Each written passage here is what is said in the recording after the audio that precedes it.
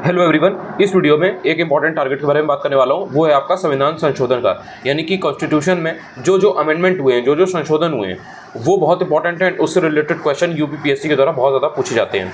अगर आप ऑब्जर्व करोगे तो यूपीपीसीएस में जब क्वेश्चन आते हैं तो कई बार वो क्लस्टर में पूछता है, यानी कि एक साथ 3-4 क्वेश्चन एक ही टॉपिक से आ जाते हैं। उसमें कई बार आपने देखा होगा कि कॉन्स्टिट्यूशनल अमेंडमेंट से, यानी कि संविधान संशोधन से रिलेटेड 3-3, 4-4 क्वेश्चन एक ही पेपर में आ जाते हैं।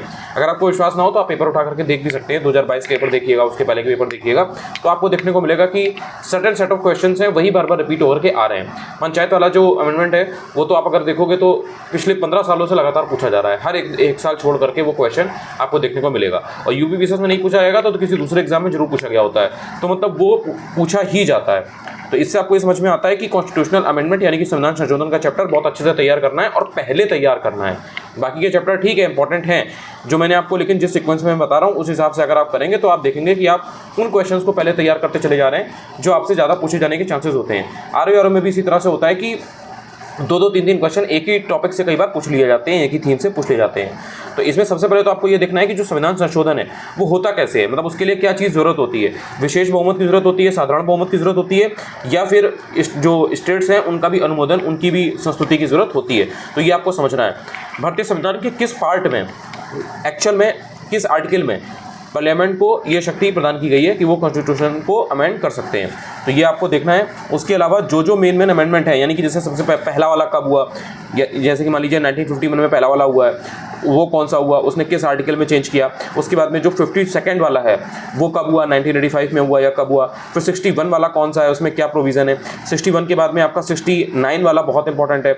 इसके बाद में अगर आप देखोगे तो 86 वाला जो है ना, 2002 वाला, उसमें कई बार वो पूछा जा चुका है। इवन एजुकेशन से रिलेटेड है बच्चों के, तो ये कई बार आपसे पूछा जा चुका है। फिर आप 91 यानी कि जो 51वां 2003 में जो हुआ था संविधान संशोधन, अगर आप उसकी बात करोगे तो कहीं ना कहीं वो भी बहुत इंपॉर्टेंट है। 69 वाला मैंने आपको बताया है, जो आपका दिल्ली वाला आता है, राष्ट्रीय राजधानी क्षेत्र वाला, तो ये आपको याद रखना है, ये कई बार आपसे पूछा जा चुका है। फिर जो 97 वाला है, या उसके अलावा आप 100वां देखोगे, या जो 2018 में हुआ था 102वां या 101वां, या जो अभी हाल में आपका जीएसटी वाला है, ये सब ऐसे हैं जो करंट के हैं एंड आपको ये एग्जैक्टली याद रखने हैं। अच्छा, इसमें जो भी ऐसे हैं जो पहले बहुत ज़्यादा इंपॉर्टेंट आर्टिकल्स हुआ करते थे, उनसे रिलेटेड जो कॉन्स्टिट्यूशनल अमेंडमेंट है, जैसे मान लीजिए कि आर्टिकल 331 है या आर्टिकल 333 है, आर्टिकल 331 एंड आर्टिकल 333, इससे रिलेटेड अगर कोई अमेंडमेंट है तो वो आपको याद रखना है, वो बहुत इंपॉर्टेंट है, क्योंकि वो क्वेश्चन पहले आर्टिकल वाला बहुत पूछा जाता था, अब उससे रिलेटेड अमेंडमेंट पूछा जाता है। अच्छा, इसमें क्या है कि इसमें जो थ्योरी है वो तो इतनी ही है, इसमें जो मेन चीज़ें हैं मैंने आपको बता भी दी हैं, आप भी देख लोगे, पढ़ोगे, आपको समझ में आ जाएगा।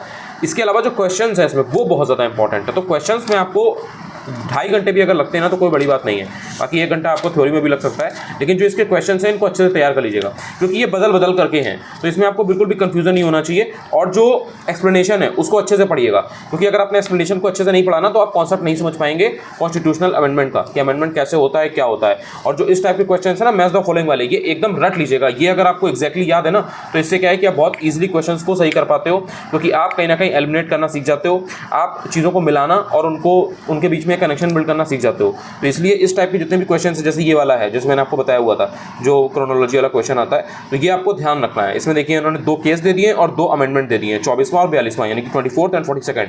तो ये अगर आपको याद है कि कौन सा कब हुआ था तो आप उनको ईजिली लगा सकते हो। बाकी केसेस आपको पहले से ही याद है, वो मैंने आपको चैप्टर पहले ही करवा दिया है, तो आपको याद है।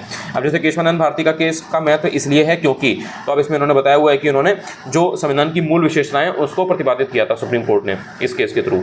तो इस तरीके से जो मेन चीज़ें हैं ना वो आपको एक्जैक्टली याद अगर होंगी तो आपको दिक्कत नहीं होगी, आप फंसोगे नहीं। इसके अलावा आपको ऑफिशियल लैंग्वेज वाला जो चैप्टर है वो आ जाता है, राजभाषा वाला। इसमें भी कुछ पर्टिकुलर आर्टिकल्स हैं, तो उसमें चीज़ें बताई गई हैं कि आर्टिकल 345 में क्या है, आर्टिकल 346 में क्या है, 1955 में बीजी खेर की अध्यक्षता में क्या हुआ था, यानी कि जो पहला आपका राजकीय भाषा आयोग है वो क्या था, आर्टिकल 344 क्या है, आर्टिकल 343 क्या है, आर्टिकल 343 से 351 तक किस पार्ट में राजभाषा का पूरा जो चैप्टर है, जो प्रावधान है, प्रोविजन से वो आते हैं। तो ये आपको आर्टिकल्स एकदम याद रखना है कि आर्टिकल 348 में क्या है, 351 में क्या है। अच्छा, आपने देखा होगा कि आरओ में स्पेशली राजभाषा के ऊपर एक क्वेश्चन जरूर आता है। कभी आपसे 21वां संविधान संशोधन अधिनियम पूछ लेगा, कभी आपसे सिंधी भाषा के बारे में पूछ लेगा, कभी आपसे 92nd संविधान संशोधन पूछ लेगा, कभी आपसे जो बोडो, डोगरी, मैथिली और संथाली है इनके बारे में पूछ लेगा, कौन सी लैंग्वेज कब ऐड हुई थी। 56 में जो संविधान संशोधन अधिनियम है 2011 वाला, वो बहुत इंपॉर्टेंट है, उड़िया वाला जो है। तो इस तरह से आपको जो मेन लैंग्वेजेस हैं उनके बारे में आपको आइडिया होना चाहिए कि आपके संविधान में कौन सी लैंग्वेजेस हैं और किसको अभी हाल में नामित किया गया है। इसमें भी रिलेटेड क्वेश्चन वगैरह हैं। अच्छा, इसमें भी जो क्वेश्चन वगैरह हैं वो बहुत ज़्यादा नहीं है, लेकिन इसमें एक चीज़ ध्यान रखिएगा कि जो एक्सप्लेनेशन है उसमें आपको बहुत ध्यान से पढ़ना है। उसमें आपको कुछ प्रोविजन ऐसे मिलेंगे, कुछ चीज़ें क्लॉज ऐसी मिलेंगी कि आपको थोड़ा सा कंफ्यूजन होगा। तो आपको जो राजभाषा का मतलब कोई भी अगर किसी भी लैंग्वेज को ऑफिशियल लैंग्वेज बनाना है, राजभाषा बनाना है, या किसी भी लैंग्वेज को अगर वरीयता देनी है, तो उसका जो एक बेसिक कॉन्सेप्ट है वो नहीं बदलता है। तो उसमें आपको बिल्कुल भी डाउट नहीं रखना है कि जिस तरह से किसी भी लैंग्वेज को बनाया जाता है वो वैसे ही बनेगी, ऐसा नहीं है कि वो चीज़ चेंज हो जाएगी। तो एक्सप्लेनेशन में कभी कभी जो प्रीवियस ईयर क्वेश्चन आए हुए हैं उसमें चीज़ों को डिफरेंट तरह से पूछा गया है, तो उससे कन्फ्यूजन क्रिएट होता है। तो वो कन्फ्यूजन आपको नहीं होने देना है। तो इसलिए एक्सप्लेनेशन को अगर आप 2-3 बार भी अगर पढ़ेंगे तो तब जाकर के आपको कहीं ना कहीं समझ में आएगा। स्पेशली ये 2 ही हैं, बहुत ज़्यादा नहीं है। एक ये वाला क्वेश्चन जो है और एक ये वाला क्वेश्चन है, इसमें उन्होंने पूरा एक्सप्लेन किया हुआ है कि ये होता तो ये होता, ये पूछा गया होता तो ये होता। तो वो आपको एग्जैक्टली जो वर्ड्स है ना, तो जिस तरह से पूछा गया है, जितना क्वेश्चन में पूछा गया है उसी के हिसाब से आपको आंसर करना है। तो ये 2 चैप्टर हैं आपके, एक संविधान संशोधन वाला, एक ही राजभाषा वाला। इनको अच्छे से तैयार करिएगा। मिला जुला करके इन ऑल 6 घंटे में आप ये दोनों चैप्टर तैयार कर सकते हैं, लेकिन ये दोनों इंपॉर्टेंट है, इनसे क्वेश्चंस आते हैं। पहली बार मेरा अगर ये वीडियो आप यूट्यूब पर देख रहे हैं तो आप चाहें तो चैनल को सब्सक्राइब भी कर सकते हैं, अनुज चतुर्वेदी ऑफिशियल। सेम इसी नाम से टेलीग्राम पर भी चैनल है, अनुज चतुर्वेदी ऑफिशियल, वो भी ज्वाइन कर लीजिएगा, आपको हेल्प भी मिलेगी। Thank you so much.